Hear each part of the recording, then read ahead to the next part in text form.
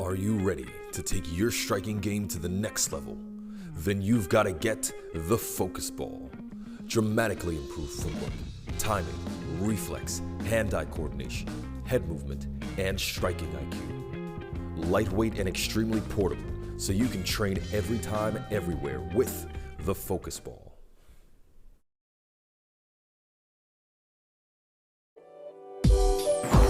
Hi, I'm Angie and you're watching Dante's Vaccination.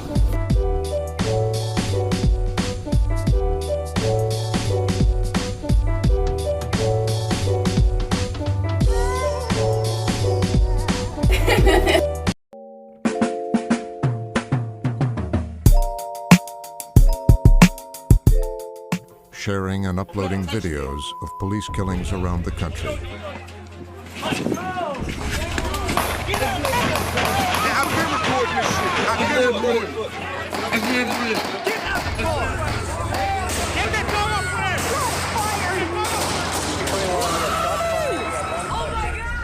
And within moments, the entire world could see it. And it forced white Americans to see things that their eyes never would have seen. Of course. Well, that's why I kind of try not to join into the race conversations, is because this is one of the exact examples of why I don't believe there is racial oppression in 2020 in this century. I believe there has been, sure, but I don't believe there's any racial oppression today. I believe it's all made up, and I believe it's exaggerated. So I feel like racism is more pronounced in America. The disease is still there. It's the same disease, but it just manifests in a different way. And British culture is way more reserved, so it's more systematic. I think in America you have the systematic and then you have the overt. But also the history of America is to do with race relations. Whilst a lot of the people that are within London have come from, like my family's from Uganda, come from Africa, come from Caribbean. So they've come from this culture and they've kind of like usually come from the Commonwealth and have been colonized by the West. So we're like navigating that. But it's why a lot of Black British artists are in America. It's not seen in England, but it's felt, and it's oppressive. And it stops you from becoming your best you, at times. So you would say the overt is bad, but the hidden was maybe... No, I think racism's just sucks, isn't it? Across the board, isn't it? Like, no matter how it comes out, it's kind of fucking shit. Now, I'm about to give you guys some information that everyone in the world can seriously benefit from. I've already told my family and friends about this plan, and I'm actually setting mine up as we speak. Now, what it is the best disability plan in the world. Applicants will not be asked any health questions. Unlike traditional short-term disability, health history won't even matter. You don't even have to worry about providing income verification, at least for the first two benefit levels, which will give you anywhere from $250 to $500 a week. Now, get this, members can also cover their spouse or domestic partners even if they're unemployed. Now, this doesn't coordinate with other income replacement or protection plans.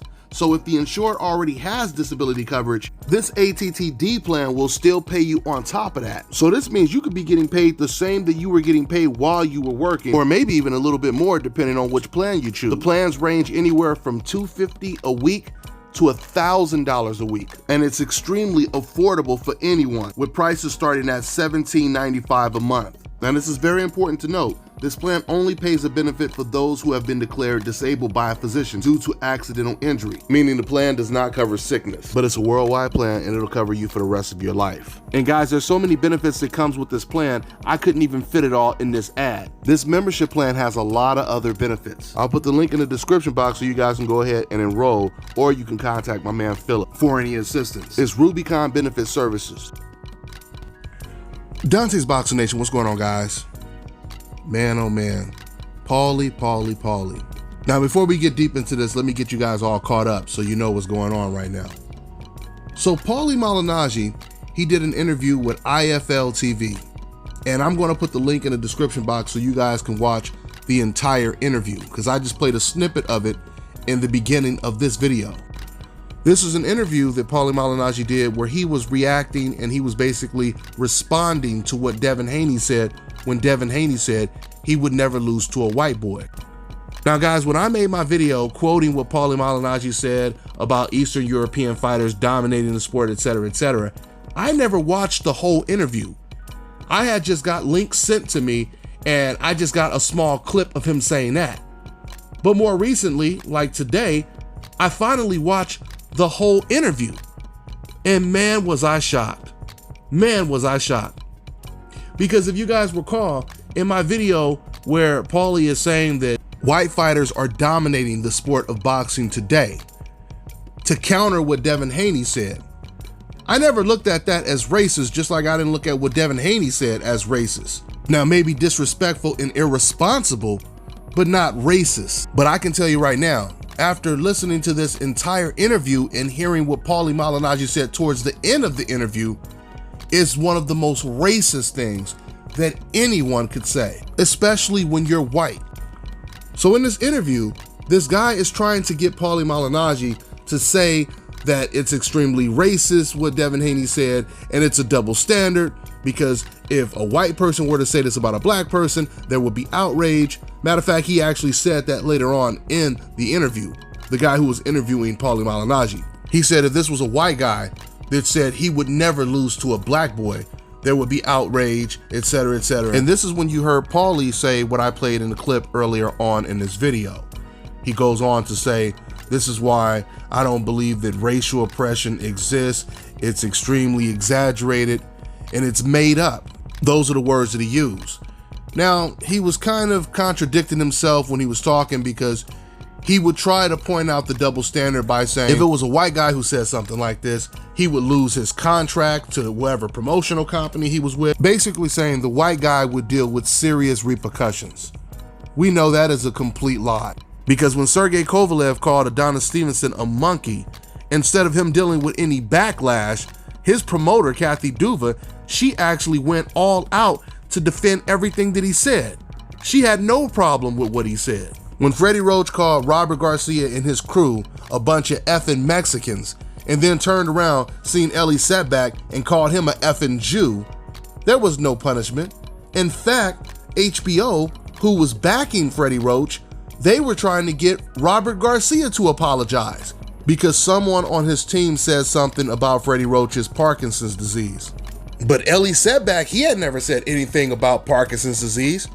So why didn't they make Freddie Roach apologize? So I bring that up to once again point out the fact that Paulie Malignaggi, he said in this interview, he said, I don't want to call it a double standard, but if a white guy did this, so he contradicted himself, because that's exactly what he was trying to point out. He was trying to say it was a double standard. And the reporter who was interviewing Paulie, he was also trying to say it was a serious racial double standard for Devin Haney to be able to say this. First of all, why would a white guy ever in his life say, I would never lose to a black fighter or a black boy? Now, first of all, understand this, guys. We're talking about two entirely different subjects when it comes to a white guy saying, I would never lose to a black boy, as opposed to just saying, I would never lose to a black fighter, period. Let's start with the first example of a white guy saying, I would never lose to a black fighter, period. It would make no sense for a white fighter to say something like that when the vast majority of white fighters have lost to black fighters. I mean, Andre Ward, he entered the Super 6 tournament where he was a heavy underdog, and he beat nothing but the best white fighters in that tournament, Eastern European fighters and European fighters. Since Paulie Malignaggi, he said that no one is better than the Eastern European fighter today. Andre Ward beat nothing but European fighters in that tournament.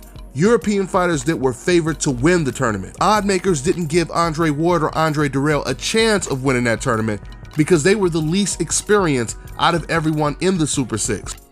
So the reporter that was talking to Paulie, he was trying to obviously make the point that racism is a two-way street, and basically trying to justify all the racism that black people deal with by using Devin Haney as an example. What people have to understand is there's a difference from someone saying something that's disrespectful or even what you would say is racist, as opposed to institutional racism. I mean, just think about this for a second. If the only racism that black people ever had to deal with is occasionally some white guy every once in a blue moon saying that he would never lose to a black fighter, or even a black boy, if you will, no one would even be talking about racism because it would be so minor. So for you to imply that white people are dealing with the same type of racism that blacks deal with just because Devin Haney said he won't lose to a white boy, you sound ridiculous.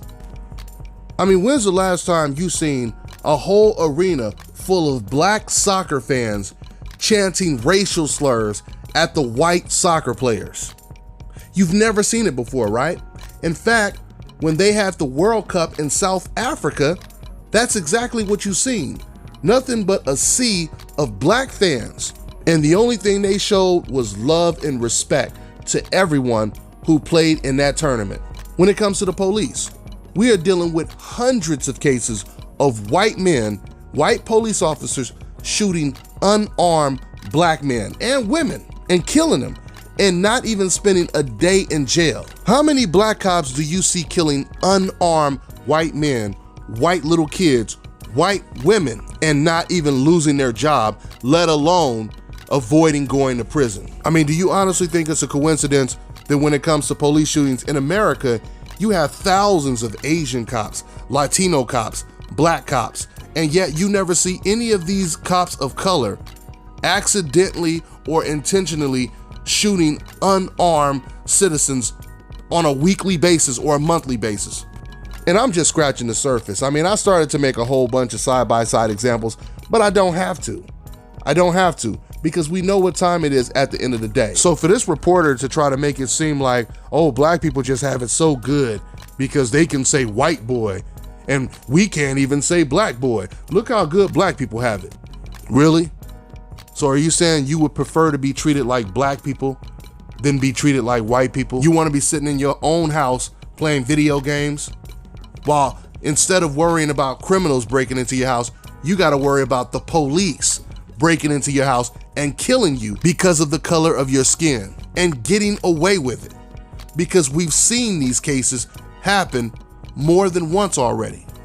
That's what white people want to deal with, just so they can say black boy, or I would never lose to a black boy. Let me close out with saying this. I want to go back to Paulie Malignaggi. You know, I'm really disappointed with Paulie Malignaggi because I can tell you right now, for someone to say in this day and age, with all the racial tension that we see on the news, on social media every single day, for Paulie Malignaggi to sit here and say racism doesn't exist, racial oppression doesn't exist, it's all made up, that's no different than saying rape doesn't exist, murder doesn't exist, child molestation doesn't exist, it's all made up. What Paulie Malignaggi is basically saying is, if some black person that he knows or a black person that he doesn't know gets shot by the police, a 12-year-old kid or some black man with his hands up, he has no sympathy for these black people because in his head, it doesn't really exist. Just like I keep telling you guys, like the movie Sixth Sense, that's how people treat racism in this world today. What the little kids say, he keep telling people he sees dead people. Nobody believes him. When we run around telling people like Paulie Malignaggi, we see racist people. They say, nah, you're lying. It's made up. I don't believe you. And to add insult to injury, what makes this so racially offensive is usually the people who say racism doesn't exist, I don't see it, I don't know what you're talking about. They usually know about it firsthand. They usually see it all the time. They hear it from their racist friends, etc., etc., when there's no black guy in the room. And they got those friends that's just saying racial slurs freely. They feel comfortable saying it because they don't feel they're offending anyone. And it's already been proven that Paulie Malignaggi, he has racist family members. Do you guys remember when Adrian Broner started to date Paulie Malignaggi's ex-girlfriend just to get in his head before they got into their fight, before they had their big fight? Well, this Italian girl that used to date Paulie Malignaggi, she actually did some interviews, a couple interviews, where she revealed that once she started messing with Adrian Broner, she was getting harassed by who? Paulie Malignaggi family members. They would be calling her up, calling her an N-word lover, and how could you disgrace the Italian race, dealing with that N-word, that black this, black that, etc., etc., etc. And she revealed this went on for quite some time, where Paulie Malignaggi's family members was attacking her, racially attacking her. And yet it's Paulie who comes out and says, no, it doesn't exist. No, it doesn't exist at all. It's all made up. That's no different than you getting your house broken into and your neighbor who you thought was your friend, he actually knows who broke into your house, but he's sitting over here telling you, no, I don't know nothing, man. If I find something out, I'll let you know. You wouldn't consider someone like that your friend, right?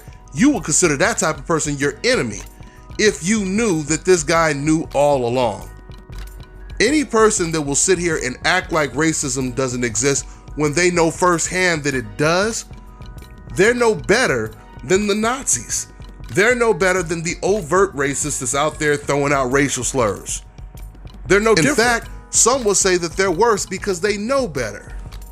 That's all I got for now, guys. I'm on to the next one. You know, I always say on this channel, pay-per-view fights should actually be free. And now the day has come where I'm about to hook you up with an app where you can watch all your pay-per-view events, boxing, UFC, etc. for free. I want to introduce Block TV, the best internet streaming television app out there. They provide over 3,600 channels, including HBO, Cinemax, Showtime, and Stars. They have a massive video on demand library with over 40,000 of the new release movies and the latest TV series. And it also includes DVR. So you're getting all of this for $34.99 a month. And once again, that includes free pay-per-view. So this one right here is a no-brainer, guys, because back in Las Vegas, I was paying damn near $200 a month for my cable. Those days are long gone now. So to get the app, make sure you guys go over to getblocktv.com and put in my promo code and get 30% off your first month. You also get a free month for every friend you refer. The promo code is DBNation. Hey, waited this far on my lonely. Be careful who you really call your homies. Niggas hate when you move and keep it low key. Started from the bottom, now I'm halfway there. Bitch, I'm coming for the top, so get up off my chair. Jordan when it's clutch in 98, game 6. All these struggles with these bills has got my mind ain't shit.